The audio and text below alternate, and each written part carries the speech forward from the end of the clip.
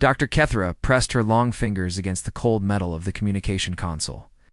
The sounds coming through the speakers made her heart race with fear. She had never heard anything like this before in her 20 years of working in space. The voice in the transmission was high and musical, like wind chimes in a gentle breeze, but the words were full of terror. The speaker was crying as they talked, their voice breaking with each word. "Please, someone help us. Our world is dying." They came from the dark between stars. "We tried to talk to them, but they only want to destroy. Our cities are falling. Our people are turning to dust. We have maybe 3 days before we are all gone forever." Kethra belonged to the Valerian people. They were tall and thin, with pale blue skin that seemed to glow softly in dim light. Like most species in the galaxy, the Valerians had never fought a real war. They solved problems by talking and sharing ideas. Violence was something they read about in old history books. She worked on the research ship called Harmony's Edge. The ship traveled through space, studying new planets and looking for signs of life. It was peaceful work that made her happy. But now she was hearing something that made her want to hide under her desk. The transmission was coming from a part of space that no one had explored yet. The voice belonged to someone called a Zephron. Kethra had never heard of this species before, but their message was clear. Someone was trying to kill them all. "Computer, record this message and send a copy to the Galactic Council immediately," she said. Her voice was shaking. The computer made a soft beeping sound. Message recorded and sent. "Dr. Kethra, should I try to respond to the transmission?" Kethra thought about this. What could she say? Her research ship had no weapons. It had shields to protect against space rocks and radiation, but nothing that could fight in a real battle. The 30 people on her ship were all scientists and explorers, not soldiers. Send a response, she decided. "Tell them we heard their message and we are trying to get help." 3 hours later, Kethra stood in the main meeting room of the space station called New Concordia. The station was huge, with sections for each of the 47 different species that belonged to the Galactic Council. It looked like a giant metal flower floating in space. With each petal being a different color and shape, the emergency meeting room was full of aliens. Some looked like giant birds with colorful feathers. Others looked like walking trees with bark-like skin. There were small, fuzzy creatures that reminded Kethra of the pets she had as a child. In one corner sat the hive mind representatives, insect-like beings who shared thoughts with each other. At the center of the room sat Commander Velthok of the Drachneri people. He was 7 feet tall and covered in dark green scales. His people were the closest thing the galaxy had to warriors. They had sharp teeth and claws, but even they preferred to solve problems without fighting. "Show them the message," said Council Leader Morvain. She was one of the ethereal monks, beings who could read thoughts and move objects with their minds. Her body seemed to be made of mist and starlight. Kethra activated the holographic display. Zephron's voice filled the room again. But this time, everyone could see an image of the speaker. The being looked like it was made of living crystal. Its body was clear and beautiful, reflecting light in rainbow patterns. But its face showed pure terror. "My name is High Resonator Quillman. I speak for the Zephron Collective. Our world has been invaded by the Shadow Maw Empire. We had never heard of them before they arrived. They gave no warning. They asked for no surrender. They simply began destroying everything." The image changed to show the Zephron homeworld. It was the most beautiful planet any of them had ever seen. Cities made of living crystal rose into the sky like frozen music.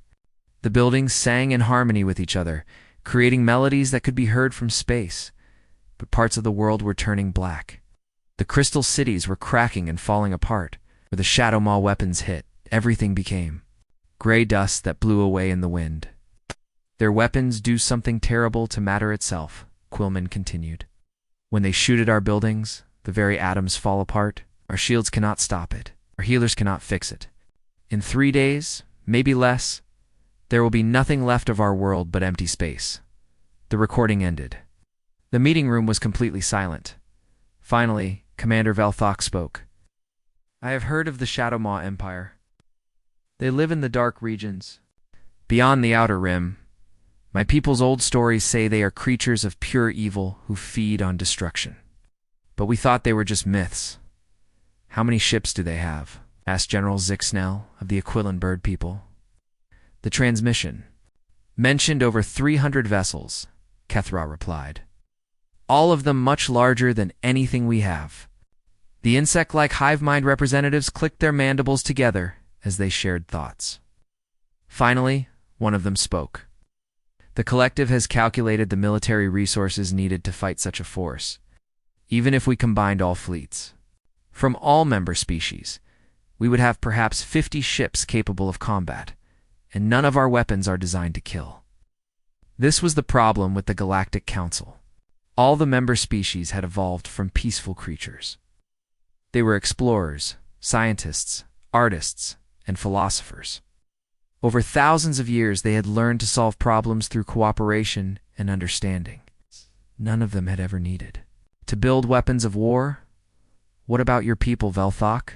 Asked Council Leader Morven. The Drachnari are our strongest warriors. Commander Velthok looked down at his clawed hands. We know how to fight with honor, one-on-one or in small groups, but we have never fought a real war. Our battles are ceremonies with rules and traditions. Nice. Against 300 ships that want only to destroy, my finest warriors would last maybe 10 minutes. One by one, each species explained why they could not help. The ethereal monks could read minds, but they could not stop physical weapons. The Aquilins were fast and clever, but their ships were built for exploring, not fighting. The small squeaker people were masters of technology, but they were too tiny and fragile to survive in battle. As the hours passed, the room filled with despair. Everyone wanted to help the Zephrons, but no one knew how. They were like a group of teachers and artists being asked to fight an army. Just as Council Leader Morvang was about to declare the situation hopeless, a small voice spoke up from the back of the room. Excuse me, I might have found something. Everyone turned to look. The speaker was Pipnu, one of the squeaker people. She was only 3 feet tall and covered in soft gray fur. Her large eyes were nervous as everyone stared at her. Did you find? Asked Morven gently. Pip-Nu held up a small device. I work in the long-range communications department. I monitor all the radio signals from across the galaxy. When the Zephron distress call went out, it went in all directions. Shit. Activated her device, and new sounds filled the room. These were different from the Zephron's musical voice. These sounds were harsh and strange, full of hard consonants and sharp edges. Most of it is hard to translate, Pipnu continued, but the computer has been able to figure out some phrases. Listen to this. The device crackled, and then a new voice spoke. It was deep and rough, unlike any species in the Galactic Council. We hear you. Help is coming. Another voice, this one higher but just as harsh, confirmed. Multiple signals showing massive fleet movement towards Zephron space. A third voice, cold and deadly. Time to hunt. The room was silent again, but this time it was a different kind of silence. This was not despair. This was fear. Where are these signals coming from? Whispered Commander Veltashok.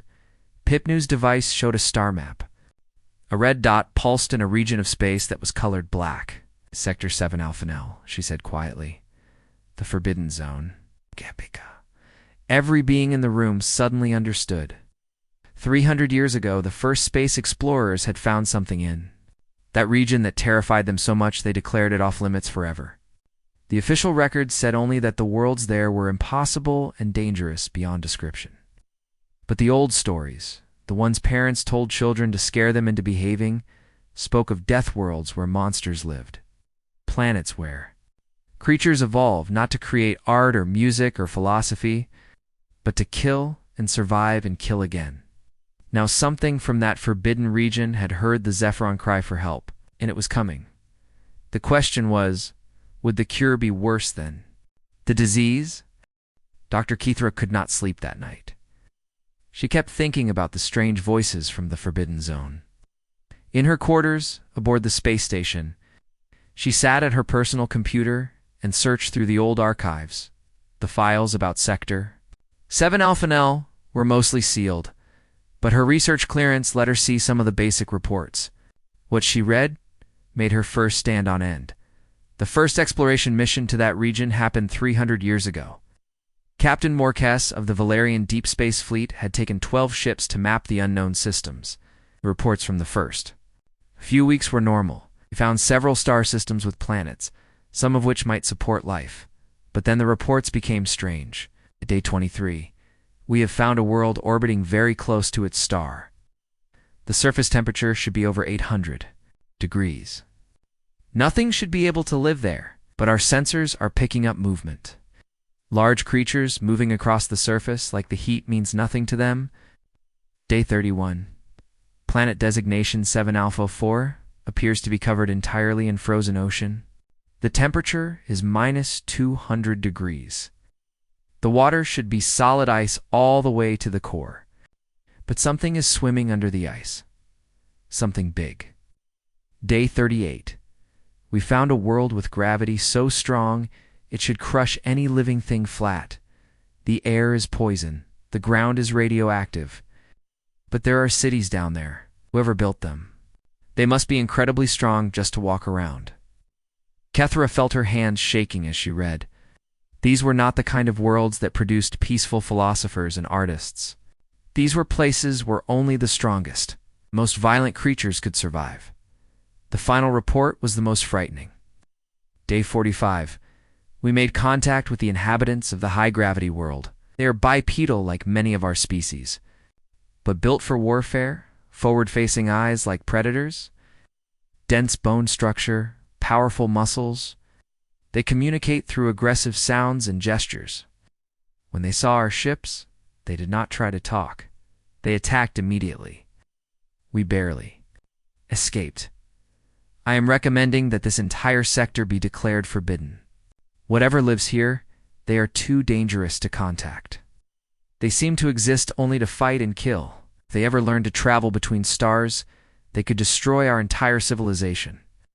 The transmission ended there. Captain Morkes and his 12 ships were never heard from again. Kethra turned off the computer and tried to sleep. But the images from the reports kept running through her mind. Creatures that lived on worlds that should kill them. Beings that attack strangers on sight. Species that seemed designed by evolution to be perfect killers. And now those creatures had heard the Zephron distress call. They were coming. Next morning, Kethra requested permission to take a small ship to investigate the signals from Sector 7 Alpha Nell. To her surprise, the Council approved her request immediately. They were as curious and worried as she was.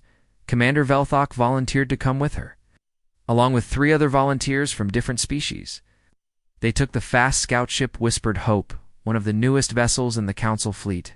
As they traveled toward the Forbidden Zone, their long-range sensors began picking up massive energy signatures. Whatever was out there, it was big and moving fast. Dr. Kethra called out Navigation Officer Zimpak, one of the insect-like hive mind people. "I'm detecting multiple hyperspace jumps ahead of us. Very large objects moving at incredible speed." "How large?" asked Kethra. "Each object appears to be roughly the size of a Draconary battlecruiser, but the energy output is 3 times higher, and there are hundreds of them." Commander Velthok looked at his tactical display with growing amazement. "They are moving in perfect formation. Look at this coordination. Each ship knows exactly where every other ship is going to be. This level of organization would take my people years to achieve." The Whispered Hope followed the energy signatures toward Zephron space, staying far enough back to avoid detection. What they saw when they reached the edge of the system made them all stare in shocked silence. The fleet that emerged from hyperspace was unlike anything in the galactic databases. The ships were dark gray and angular, with no decorative elements at all. Every surface looked functional, built for war rather than exploration or trade. Weapon ports covered the hulls like scales on a predator. But it was not just the ships that amazed them. It was the way they moved. The fleet spread out into attack formation with mechanical precision. Each ship took its assigned position without a single wasted motion. It was like watching a predator stalking its prey. "Are you picking up their communications?" Kethra asked the communications officer. "Yes, but the translation is difficult. Their language has sounds our vocal cords cannot make. The computer is working on it now. Gradually, the universal translator began to make sense of the alien voices. What the crew of the Whispered Hope heard made them understand that they were listening to a species that had been born for war. Razor Squadron, this is Strike Leader Jake Morrison. Confirm target acquisition on the Shadow Maw fleet. Your voice was calm and professional, like someone ordering lunch instead of preparing for battle. But there was something underneath the calm that made Kethra's blood run cold.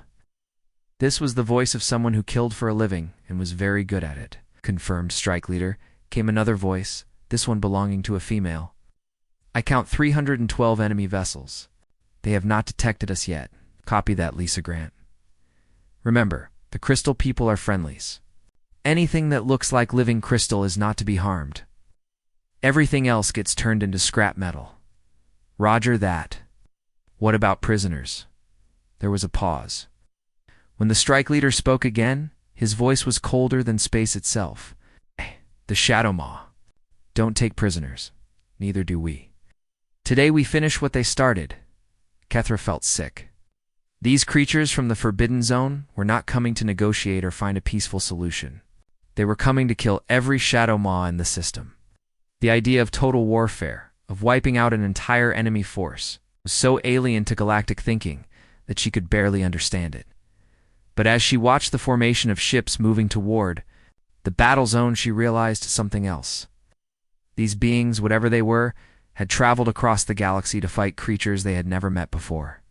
They were risking their lives to protect people they did not know. Why are they doing this? She whispered. Commander Velthok was studying the tactical display with the eyes of a warrior. Look at their formation, he said quietly. Every ship is positioned to protect the others. They advance together, fight together, probably die together if necessary. And this is not just military organization, this is brotherhood. More communications crackled across the channels as the mysterious fleet prepared for battle. All units, this is Admiral Connor Blake, aboard the flagship Retribution. The Shadow Maw Empire has been terrorizing peaceful species for too long. Today, we show them what happens when they pick on someone who cannot fight back. Today, we remind the galaxy that there are still those who stand between the innocent and the darkness. The Admiral's voice was older than the others, carrying the weight of authority and experience. But like the others, it held that same cold promise of violence. Remember your training. Remember why we are here. Somewhere behind us, crystal people are singing songs of hope because they know help is coming. Do not let them down. All ships, engage. The fleet surged forward toward the Shadow Maw invasion force. And Kethra knew she was about to witness something that would change the galaxy forever. These were not peaceful explorers or diplomatic envoys. These were warriors in their purest form. Creatures evolved on impossible worlds to fight impossible battles. The legends were real. The Deathworlders had heard the cry for help, and they had come to hunt as the two fleets rushed toward each other across the darkest space. Kethra made a decision that would haunt her dreams for years to come. She ordered the Whispered Hope to move closer to the battle zone. She had to see what happened when monsters fought monsters. She had to witness what these creatures from the Forbidden Worlds could do when they went to war. The battle for the Zephron. Homeworld was about to begin, and the galaxy would never be the same. The battle began with a flash of light that could be seen from 3 star systems away. The Shadow Maw Empire had ruled through fear for centuries, crushing peaceful worlds with overwhelming numbers and weapons that turned matter into dust. Had never faced an enemy that fought back with equal brutality. Dr. Kethra watched from the bridge of the Whispered Hope as the two fleets collided in space above the dying Zephron homeworld. What she saw challenged everything she thought she knew. About warfare and civilization, the human ships moved like living things. Where the massive Shadow Maw dreadnoughts lumbered forward in straight lines, the human vessels darted and weaved through space like hunters stalking prey. They were smaller than the enemy ships, but they moved with a deadly grace that made size irrelevant. Look at their formation, Commander Velthok said, his scaled hands gripping the command console. They are not following any tactical doctrine. In our databases, each ship seems to know what every other ship will do before it happens. Strike Leader Jake, Morrison's voice cut through the communication static as his fighter squadron dove into the heart of the Shadowmaw fleet.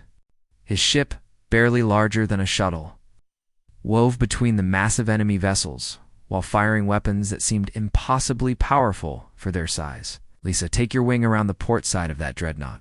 Hit their weapon arrays while I draw their fire. Copy that, Jake. Watch yourself in there. That thing has enough firepower to crack a moon. It has to hit me first. Kethra watched in amazement as Jake Morrison's small fighter performed maneuvers that should have turned its pilot into liquid. The ship spun and rolled through space, dodging energy beams that could have destroyed a city. Behind him, Lisa Grant led her squadron in a coordinated attack that surgically removed the dreadnoughts. Weapons with precision strikes. But it was not just their piloting skills that impressed the galactic observers. It was their tactical thinking. When the Shadowmaw deployed their entropy weapons, the terrible devices that corrupted matter at the atomic level, the humans adapted within minutes. All ships, this is Commander Ryan Hayes, aboard the destroyer Iron Fist. I have a solution for their matter disruptors. Reverse polarize your shields and route power through the auxiliary generators. Turn their own weapon against them. The human ships suddenly began absorbing the entropy beams instead of being destroyed by them. The deadly energy that had been turning Zephron cities to dust was redirected and fired back at the Shadowmaw fleet. Their own weapons began tearing their ships apart from the inside. Impossible, whispered Navigation Officer Zimpak. They adapted to an unknown weapon system in real time. How could they think that fast under combat stress? Commander Velthok studied the tactical display with growing respect. They have fought battles like this before, many battles. This is not luck or genius. This is experience. The second phase of the battle began when the humans decided that long-range combat was taking too long. Admiral Connor Blake's voice echoed across all channels with an order that chilled the peaceful observers to their cores. All Marine units, prepare for boarding operations. We are taking the fight to their decks. Admiral, came a concerned voice from one of the human ships. Those vessels are filled with poison gas. The radiation levels would kill most organic life in seconds. Then it's a good thing we are not most organic life. Colonel Kate Phillips, your Marines are cleared for assault. The human assault ships moved toward the damaged Shadowmaw vessels like metal sharks sensing blood in the water. Ethra watched in horrified fascination. The small pods launched from the human ships and attached themselves to the enemy hulls like parasites. Cutting through their armor now, came Colonel Phillips' voice. Atmosphere is toxic as expected. Temperature is hot enough to melt copper.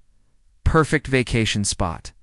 The humans were joking while boarding enemy ships in conditions that would kill any galactic species instantly. They talked about deadly radiation and poison gas like other people discussed the weather. Breach successful, moving through their corridors now. These Shadowmaw are uglier in person than in the intelligence photos. The sounds of combat echoed through the communications channels.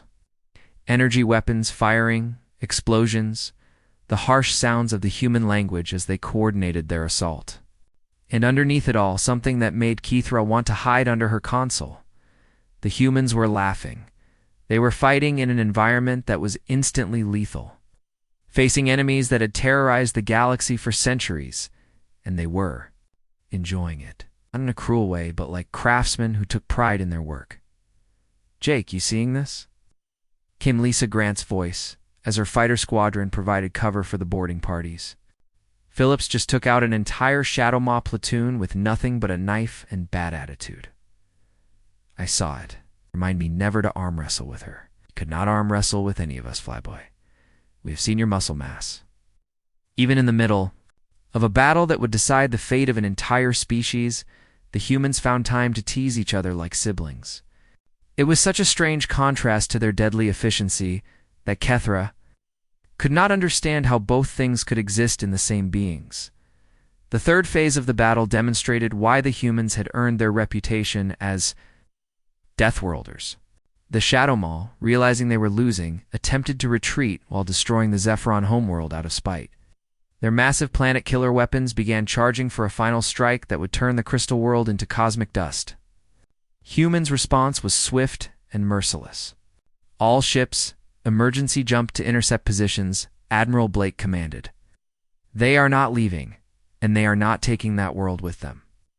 The human fleet performed a maneuver that violated several laws of physics. Instead of the careful, time-consuming hyperspace calculations that galactic ships required, the human vessels simply disappeared and reappeared exactly where they needed to be.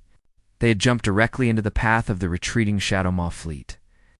"This is Admiral Connor Blake of the Terran Defense Fleet," came the Admiral's voice across all frequencies. "Came here to commit genocide. You're not leaving until every last one of your ships is space debris. You picked the wrong species to exterminate today." What followed was not a battle. It was an execution.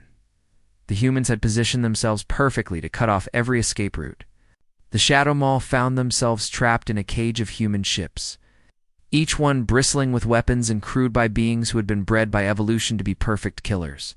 But even as they systematically destroyed the enemy fleet, the humans never forgot why they were fighting. When Shadow Maw escape pods launched from the dying ships, many galactic species would have ignored them or rescued them for questioning. The humans destroyed every single pod. "No survivors," Admiral Blake announced coldly. "They showed no mercy to peaceful worlds. They get no mercy from us." Dr. Kethra felt sick watching the methodical destruction of the helpless pods, but Commander Velthok nodded grimly. "Right," he said quietly. "The Shadow Maw would have done the same to the Zephrons. These humans understand something we have forgotten. Sometimes mercy toward evil is cruelty toward good." The battle ended as suddenly as it began.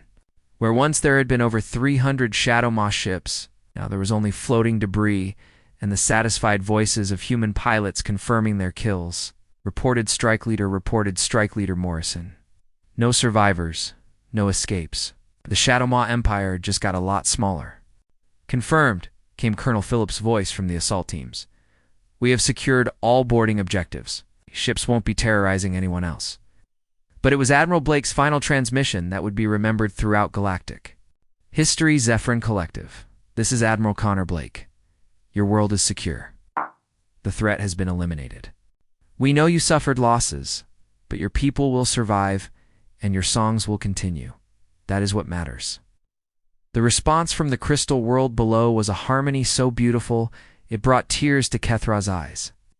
The Zephrons were singing. Again, their voices joined in gratitude and wonder as the human fleet began forming up for the journey home. Dr. Kethra realized that everything had changed. The galaxy had learned that somewhere in the darkness between stars, guardians were watching. Beings who could fight wars that peaceful species could not even imagine. The question now was what would happen when these Deathworlders met the civilized galaxy face to face. The answer would reshape both their worlds forever. The Grand Assembly Chamber of the Zephron capital was the most beautiful room Dr. Kethrat had ever seen. The walls were made of living crystal that sang soft melodies when touched by light. The ceiling showed the stars above, and the floor reflected the songs of the crystal walls like a frozen lake reflecting sunlight. But today the beautiful chamber felt different. Fear hung in the air like smoke. The Galactic Council representatives sat on one side of the crystal table. Dr. Kethra was there, along with Commander Velthok, Council Leader Morvang, and 12 other species representatives had all come to witness the first official meeting between their peaceful civilization and the mysterious warriors who had saved the Zephron world. On the other side of the chamber stood the humans. Dr. Kethra had thought she was prepared for this moment. She had seen their ships and heard their voices during the battle, but seeing them in person was completely different. Every instinct in her body screamed that she was in the presence of apex predators. Admiral Connor Blake stood at the center of the human group. He was tall and broad-shouldered, with gray hair and eyes that seemed to look right through you. Scars covered his hands and face, telling stories of battles fought and won. When he moved, it was with the controlled grace of something that could kill you before you knew you were in danger. Next to him stood Captain Lisa Grant, the pilot who had led fighter squadrons through impossible maneuvers during the battle. She was smaller than the Admiral, but carried herself with the same deadly confidence. Dark hair was pulled back, and her eyes never stopped moving, always watching for threats that might not exist. Colonel Kate Phillips looked like she could. break a Dragnary warrior in half without trying. Her arms showed muscles that spoke of years spent in combat training. When she smiled, which she did often, her teeth seemed too sharp. Dr. Patricia Lopez was different from the others. She was older, with kind eyes and gentle movements. She carried herself like someone who knew how to survive in dangerous places. She had been chosen as the human diplomatic specialist, though Kethra wondered what kind of diplomacy these people usually practiced. The Zephron. High Resonator Quillman stood between the two groups. Crystal Bean's body showed the damage from the recent attack. Cracks ran through his normally perfect surface, and his song was sadder than before. But he was alive, and his people were safe. We gather today to formally welcome the humans to our galactic community, Quillman sang in his musical voice. They have saved our world and our people. We owe them a debt that can never be repaid. Council Leader Morven stepped forward. Misty form glowed with nervous energy. We thank you for your assistance in this crisis. Your military capabilities are ... impressive. We would like to learn more about your people and your civilization. Admiral Blake nodded politely. We appreciate the welcome. But before we begin, I need to ask something. How many other species in your galaxy are facing threats like the Shadow Maw? Question surprised everyone. Commander Velthok answered first. There are occasional disputes between species, but nothing like what the Zephrons faced. Most conflicts are resolved through negotiation. Most conflicts, Captain Grant repeated. What about the ones that are not? The galactic representatives looked at each other uncomfortably. Dr. Kethra spoke up. Sometimes species are forced to relocate when aggressive neighbors expand their territory. Sometimes worlds are abandoned when raiders make them too dangerous to inhabit. But these are isolated incidents. How many worlds have been abandoned in the last 100 years? Dr. Lopez asked gently. Perhaps 50 or 60, admitted Council Leader Morven. The humans exchanged glances. Colonel Phillips spoke for the first time. 50 worlds abandoned, entire populations forced to flee their homes. And you call this peace? We prefer to avoid violence, explained Commander Velthok. War brings suffering to all involved. It is better to find peaceful solutions. Admiral Blake studied the Dragnary warrior with interest. You are fighters, are you not? Your people have a warrior tradition. We do, Velthok said proudly. But Dragnary are the finest warriors in the galaxy. How many enemies have you killed in battle? Captain Grant asked. V. Elthok looked shocked. Killed. We do not kill in our battles. Our fights are contests of skill and honor. First blood means victory. To kill an opponent would be ... barbaric. The humans were quiet for a long moment. Finally, Admiral Blake spoke.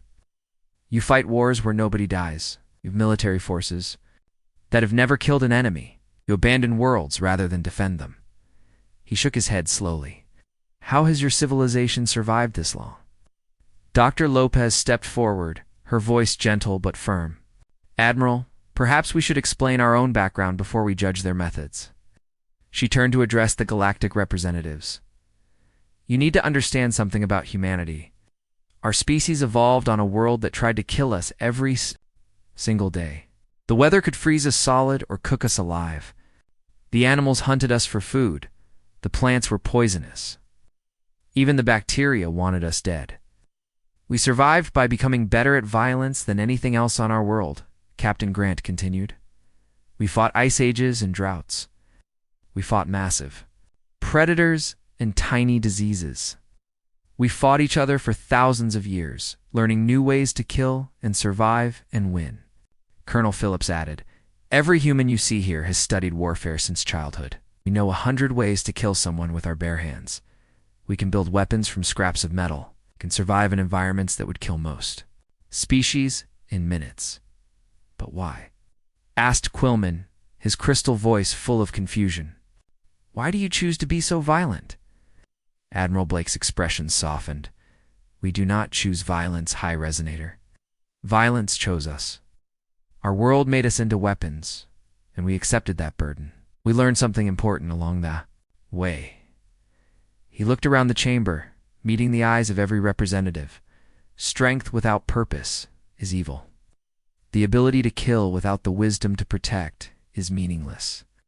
We became good at war so that good people would not have to. Kethra felt something shift in her understanding. You fight so others do not have to fight.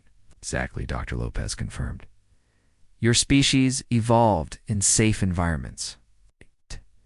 You became artists, scientists, philosophers, and healers. Yes! That is beautiful and precious. Our species evolved in hell, and we became soldiers. That is necessary and ugly. But together, we might create something better than either of us could build alone. Commander Velthok leaned forward. Said you studied our military records. What did you think of our capabilities? Captain Grant tried to hide a smile. With respect, Commander, your people could not fight their way out of a paper bag. Your tactics are 300 years out of date. Your weapons are designed to disable rather than destroy. Your soldiers have no experience with real combat. Velthok's scales flushed with anger.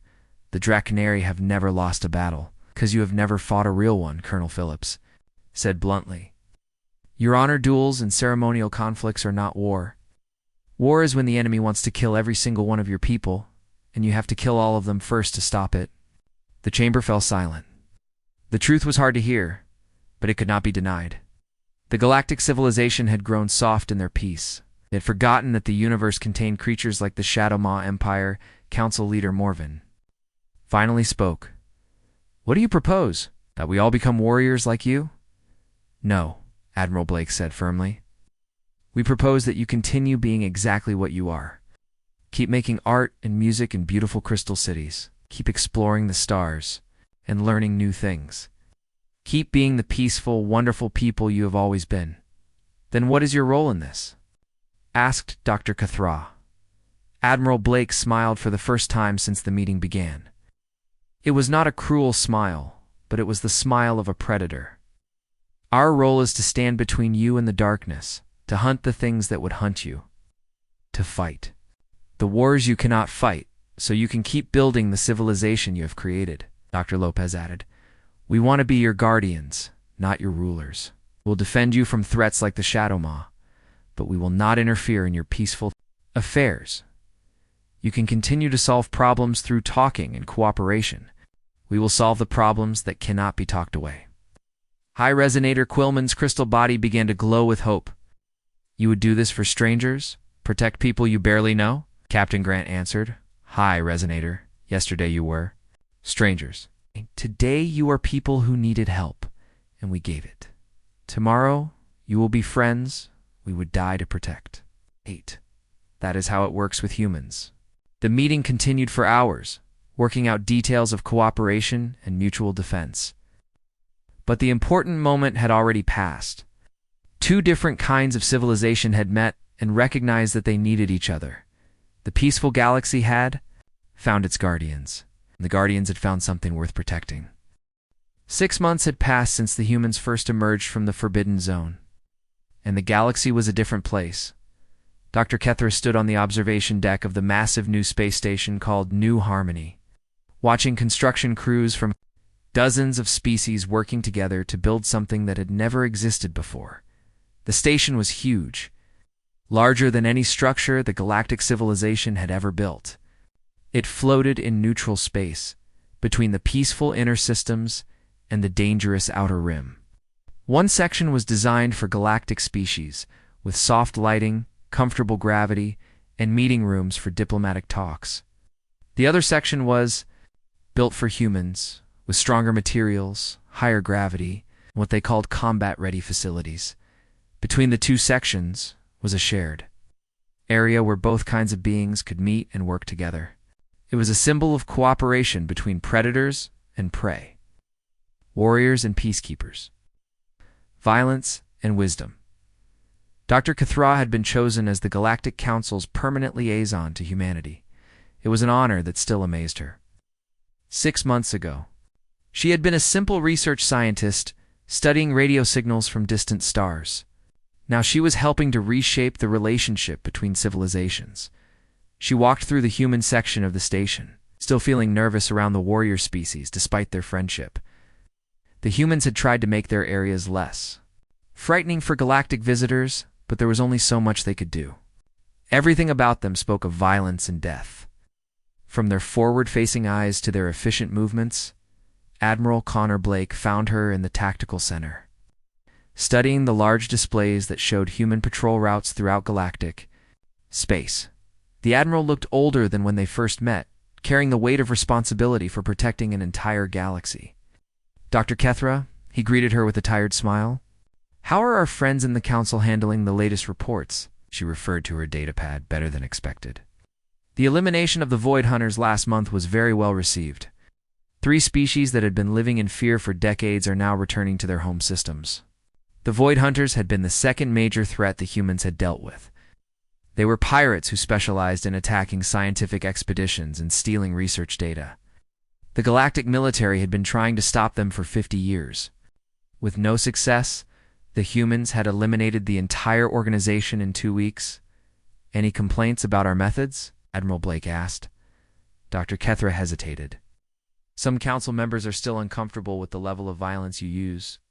They understand it is necessary, but watching your combat recordings is difficult for peaceful minds. Admiral Blake nodded. I understand. We have been trying to keep the worst footage classified. There is no need for artists and healers to see what we do in the dark places of the galaxy. This was one of the ongoing challenges of human galactic cooperation. The humans were very good at violence, but their methods often horrified the species they protected. When the humans boarded pirate ships, they did not take prisoners for trial and rehabilitation. When they hunted raiders, they did not offer chances for surrender and reform. The humans killed their enemies quickly and efficiently, then moved on to the next threat. Captain Lisa Grant entered the tactical center, carrying reports from the Outer Rim patrols. She had been promoted to admiral after leading the successful campaign against the Crystal Slavers, another criminal organization that no longer existed. Morning, Dr. Kethra, she said cheerfully. How are things in the peaceful sectors? Very well, Admiral Grant. The Aquilon poets have composed a song cycle about your victory at the Singing Nebula. They want to perform it for you next week? Lisa looked pleased but embarrassed. That is very kind, but I was just doing my job. Colonel Phillips and her Marines did the real work. This was another thing that surprised Dr. Kethra about humans. Despite their deadly skills, they were often humble about their achievements. They seemed to consider protecting others as simply their natural duty, not something deserving special praise. The door chimed. Dr. Patricia Lopez entered with a worried expression. She carried a datapad with urgent messages from the Galactic Rim. We have a problem, she announced. Long-range sensors are detecting something big, moving toward the galaxy from empty space. Something that makes the Shadow Maw Empire look small. Admiral Blake immediately switched to combat mode. The main display changed to show a star map of the galactic edge. A cluster of red dots was moving slowly, but steadily, toward populated systems. Each dot represented a massive object, larger than anything in the current databases. Preliminary analysis suggests a hive mind species, Dr. Lopez continued. They appeared to consume entire planets for resources. Estimated time until they reach the first inhabited systems is 3 weeks. Dr. Kethra felt her heart sink. How many ships? At least 10,000, possibly more. And each one is the size of a small moon. The tactical center fell silent. Even with all their victories, the humans had never faced anything on this scale. As the Shadow Maw Empire had been 300 ships. This new threat was 30 times larger. Admiral Blake studied the display calmly. Admiral Grant, what is the current status of the defense fleet? 200 ships at full readiness, another 100 in various stages of repair and upgrade. We have been training joint crews with galactic species, but they are not ready for this level of combat. Dr. Lopez, any intelligence on these newcomers? Weaknesses. Communication attempts. Nothing yet. They ignore all contact attempts and show no interest in negotiation. Every world they encounter is stripped down to the core and consumed. Dr. Kethra watched the human commanders discuss the situation with professional calm. We're facing an enemy that outnumbered them 50-1, and they were talking about it like a routine problem to be solved. What are you going to do? She asked quietly. Admiral Blake turned to her with that predator smile she had learned to recognize. The same thing we always do, Dr. Cathra. We are going to hunt. Within hours, the New Harmony Station became a center of frantic activity. Human ships that had been scattered across the galaxy began returning for emergency refitting. Weapons that had been stored in case of major threats were brought out and installed. Marines who had been on leave were recalled to active duty, but the humans were not panicking. If anything, they seemed energized by the challenge. Dr. Cathra watched Admiral Grant briefing her pilots and saw something that chilled her blood. The humans were looking forward to this fight. I do not understand, she told Dr. Lopez. You are outnumbered terribly. This enemy has destroyed everything it has encountered. How can you be so confident? Dr. Lopez smiled gently. Dr. Cathra, you have to understand something about humans. We have been the underdog for our entire evolutionary history. Everything on our world was bigger, stronger, faster, or more poisonous than we were. We survived by being smarter, more adaptable, and more stubborn than anything that tried to kill us. She pointed to the tactical display where Admiral Blake was planning attack routes through impossible odds. These hive-mind creatures think like insects. They rely on numbers and simple tactics. They have probably never faced an enemy that fights back with real intelligence and creativity, but 10,000 ships. Dr. Kithra, humans once killed? Mammoths with pointed sticks. We conquered our entire world using tools made of stone and metal. We learned to fly by watching birds, then built machines that could travel between stars. Numbers mean nothing to us. What matters is that someone needs our protection. As if summoned by her words, Admiral Blake's voice echoed through the station's communication system. All hands. This is Admiral Blake. In 72 hours, we will engage an enemy force that threatens every peaceful world in the galaxy. The odds are not in our favor, but odds have never stopped us before. We fight not for glory or conquest, but for the simple principle that innocent people deserve to live in peace. His voice carried across human space to every ship, every station, every outpost where his people stood guard over the galaxy.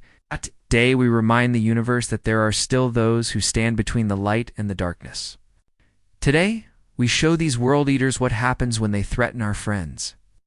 Dr. Kethra felt tears in her eyes as she listened to the responses from across human space. Ship captains confirming their readiness. Marine colonels reporting full combat strength. Fighter pilots eager to prove themselves against impossible odds as the human fleet prepared to jump to hyperspace. Admiral Blake found Dr. Kethra on the observation deck.